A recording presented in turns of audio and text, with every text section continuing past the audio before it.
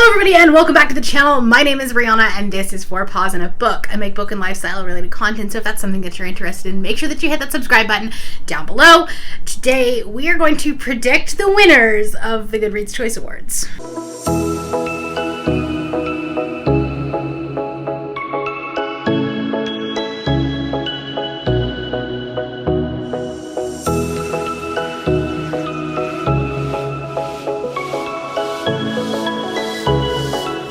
So as I am filming this, the Goodreads Choice nominations for round 1 came out yesterday. There's already some drama, okay? There's always drama surrounding the Goodreads Choice Awards. They're pretty much crap. They're pretty much a popularity contest, and the biggest authors are always the ones on there, and it's essentially like who can get their fan base to vote the most times. So you're always going to have people like Sarah J. Maas and Cassandra Clare and like Stephen King. They're all going to get on there and they're probably going to win. Okay? To add on to that drama, this year, they've taken out the write-ins. So there was actually 3 rounds, I think. And the first round, you could pick from like the nominations, or you could write in a candidate. And then there was a second round where they took some of the write-ins and some of the regular nominations, and they put them together, and like you voted a second time, and then you voted a final time. They're taking out the write-ins, so I think that there's only 2 rounds now, which is why I think it came out a couple of weeks later than it normally does. I figured let's just have some fun with it. I do want to do a video where I'm reading some of these. So I want you to let me know down in the comments below, do you want me to read the winners and talk about that? Or do you want me to find a category and read those? I'm thinking the YA because I know Chandler always does romance. I think Books and Lala's doing horror.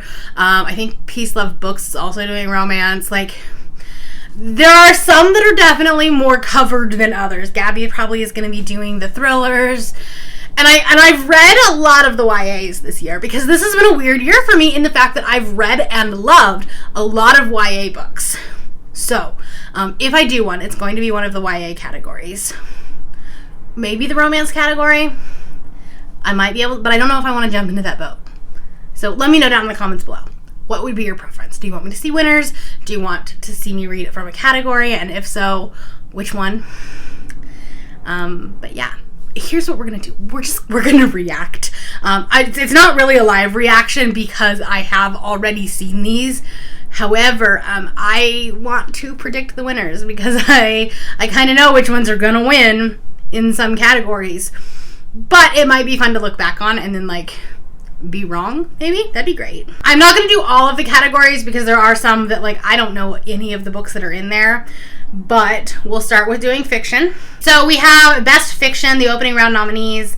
And of them, I see some pretty, like, popular books, I guess. Once There Were Wolves was a book of the month, I think. And that plays a big role in it because book of the month is a lot broader than the booktube community. And I think that these nominations are based on how many ratings they have. And ratings just means that someone shelved them. It doesn't mean that they read it. It just means that they put it on their want to read. So book of the month gives a lot of like exposure to some books, which is great in some cases, but not in others. The Guncle, I've heard some really good things about. I have actually not read any of these books on the fiction, just because a lot of time it's like more literary fiction, and I don't tend to go for that. Erin Hilderbrand is a very popular literary fiction author. We Are the Britons has been getting a ton of buzz. It was a book of the month as well. This Close to OK was a book of the month. Sally Rooney. That's a really popular author. I think she won or was in the finals for Normal People last year. And then Nicholas Sparks. Nicholas Sparks had a new book come out. Didn't even know that. So obviously a very popular author. Cloud Cuckoo Land. Is that really how you say that? By Anthony Doerr. He's the one that wrote All the Light We Cannot See. It was a World War II fiction. So popular. I am going to say, Detransition Baby was another one that got a lot of buzz. But I am going to say that Sally Rooney will win this category. I'm going to go out on a limb. I'm going to say that. I think that this one has a ton of ratings. It's kind of popular even amongst like non-Bookdernet people. Like this book you see in airports. So that's what my guess is going to be. I'm not voting in this one because I didn't read anything. I will at least have read 1 to 2 books in a category to even vote. Some people don't. You don't have to, but that's what I do. All right, Best Mystery and Thriller is the second round. Again, I have not read any of these. I have a lot, and there's a lot of big names on here. Alice Feeney, huge. Alex Michaelides. The Maidens was a very controversial book. There were a lot of people that did not like it, and there were a lot of people that really liked it. I was in the category of did not like it. So if it wins, I DNF'd the book, so. The Wife Upstairs by Rachel Hawkins was a book of the month. I think The Last Thing He Told Me was a book of the month. Arsenic and Adobo was a book of the month. Of course, there's a Stephen King on here. Lisa Jewell, Shirley Lapina, Paula Hawkins. All of those are really big names. Leanne Moriarty. This one was actually really close. I could be really wrong with this one because like Stephen King is on there. He doesn't normally have thrillers. He normally has horror, and he normally takes that genre. So I don't know.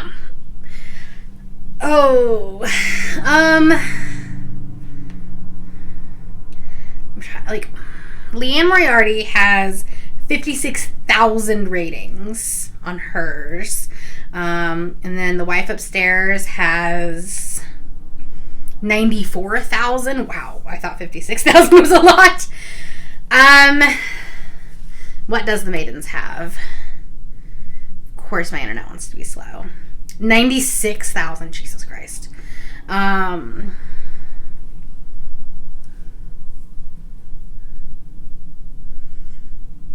I really don't want to say The Maidens is going to win. I really it would hurt me. It would hurt me to say that. I think Lisa Jewell wins it. Maybe? Let's see. How many ratings does she have? Oh, she only has 30,000 on that one. Oops, just kidding. Paula Hawkins, 32,000. What does Stephen King have, just for reference? 49,000. Interesting. Okay. Let's say that The Wife Upstairs by Rachel Hawkins is going to win this one. Let's just say it. Okay. Anyway. I don't think I am not going to do anything for historical fiction because I read Malibu Rising. That was it. However, I am going to put the caveat of The Four Winds by Kristen Hanna did win Book of the Month's Book of the Year. So I definitely think that one has a big advantage.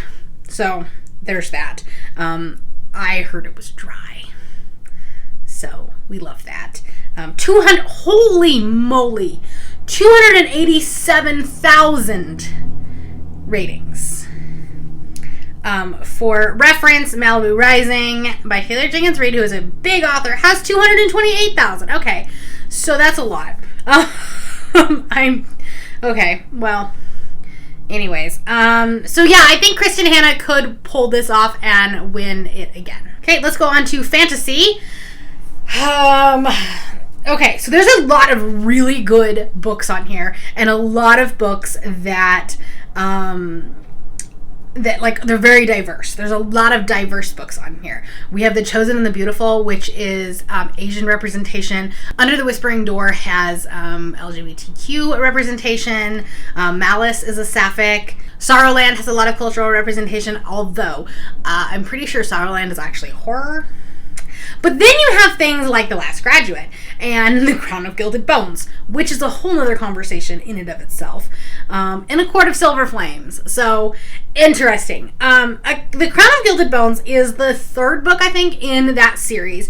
And the funny thing is the book before that, like last year's book, won last year for romance. So why is it now a fantasy book? I mean, it is a fantasy romance, and fantasy romance should have its own category, let's be honest. But it's just funny that it just keeps like bouncing back and forth between the genres. So I'm pretty sure that A Court of Silver Flames will win this. Sarah J. Maas is one of the biggest authors on the Bookdernet, and has a large fan base, and I don't think that anything else will be able to stand up to it. And if it's not that one, it's going to be The Crown of Gilded Bones, because you had a lot of like romance reviewers that really hated that book was in the romance category. So now that it's in fantasy, it also definitely could hold up. So it's going to be one of those two. Moving on to romance.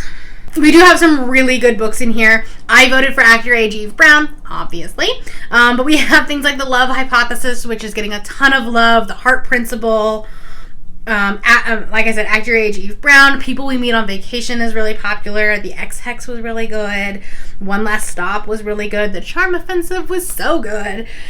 And Neon Gods, which is an interesting conversation there, because this is finally the year, which, like, obviously it's the year, like, it didn't really get started until this year, but there is a lot of representation from Book Talk on here.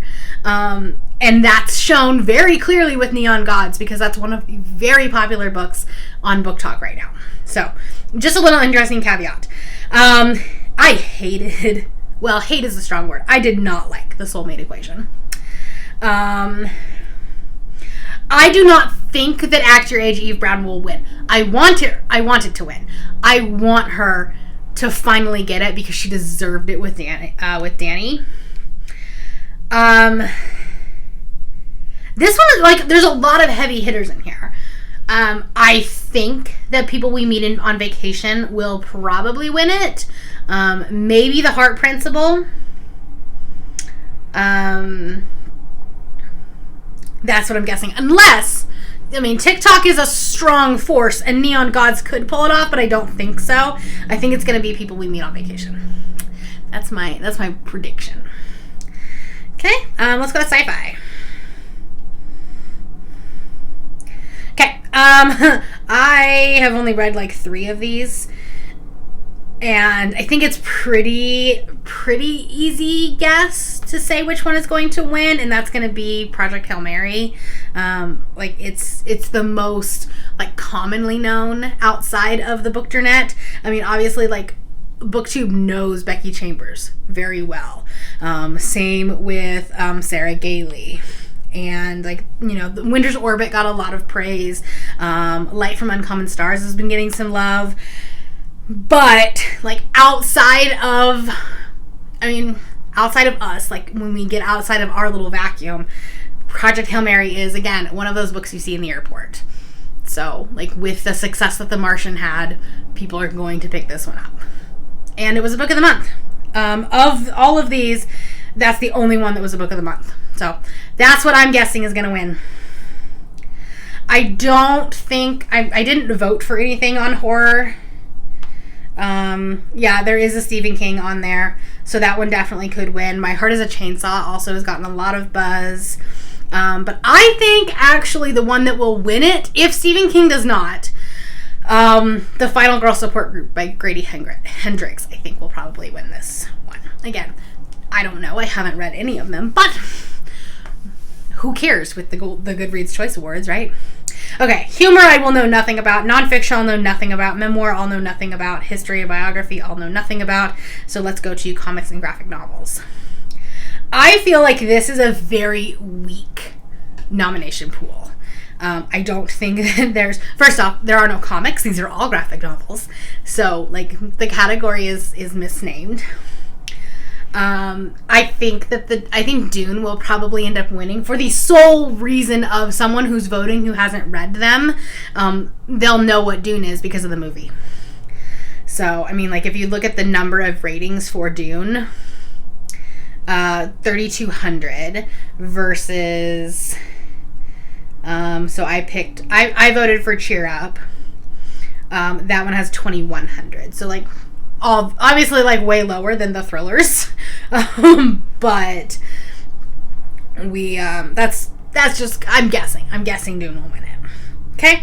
Poetry. I don't think I've read any poetry this year. So, maybe one. I haven't read any. Okay, so let's go to Best Debut Novel. I voted for Firekeeper's Daughter. I loved this book. It will absolutely make my top books of the year. And I think, based on this, it has a really strong chance of winning. I think. I mean, other than maybe We Are the Brennans, because that one has been getting a lot of buzz. Detransition Baby has gotten some, and The Push has gotten a lot. So, like, one of those. But, like, I really want to say that one of my choices will actually win. So, we're just going to predict Firekeeper's Daughter. That's what we're going to choose. Okay? Like, it's completely selfish. But can I win one of them? Let's go to Young Adult Fiction. Now, this is the one that I think I've read probably the most of, or at least have on my, like, list. That I want to read. We'll put it that way. I voted for Concrete Rose. Perfect on Paper was also a really good one.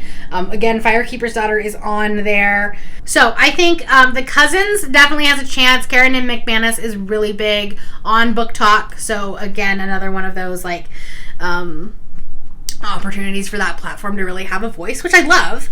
Concrete Rose, I don't think, here's the thing, it didn't get as much hype as The Hate U Give did. It just didn't, and I don't know if it's just because it got overshadowed by other things happening at the same time, but I hate that it didn't. It was a really good book, so I don't think that it's going to win this.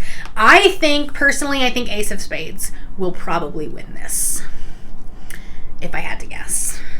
Which I am doing. I am guessing. Okay.